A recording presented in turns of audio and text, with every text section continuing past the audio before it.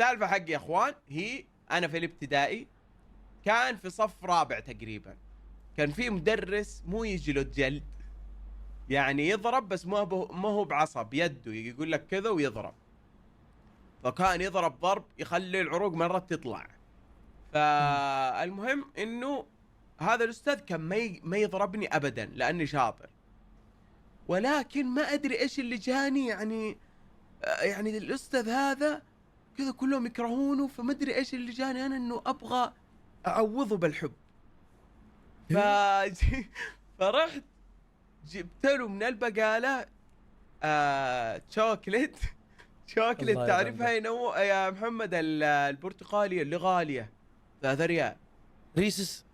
لا ما في ريسس وش انت زي ابو عمر؟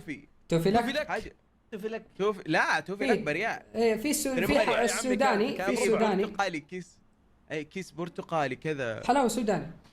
لا المهم ما اذكر. ايوه رحت اشتريتها ب3 ريال، ورحت يوم المدرسة وكان عندنا بدنية وكل الطلاب طلعوا وكذا، رجعت انا الفصل قلت له استاذ هذه هدية، قال لي الله يعطيك العافية وشكرا ومدري ايش وذا، ورحت العب. لا رحت العب، ايش اللي ضربني؟ رحت العب.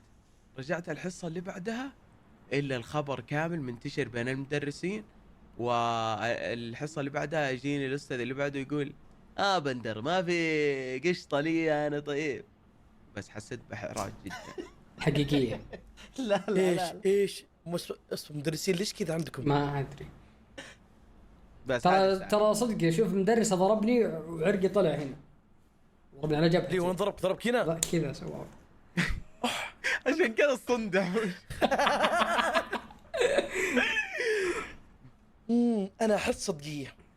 طيب هو بكل امانه استرسال بندر في القصه حقيقي 100%، ولكن هنا التكاية تكون القصه ما هي له لشخص ثاني.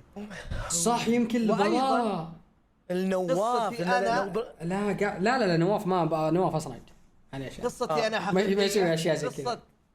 وقصة المكسيكي حقيقية، فهو بيسوي قصة غير حقيقية، فقال استرسال كأنها قصة حقيقية وهي ليست له. أنا أقول قصة غير حقيقية. أنا أقول صدق. محمد صدق. أول أبو جعفر طيب أعطيني تشويق كذا، فكر كذا. ما في تشويق، إذا كنت طولت تتكلم.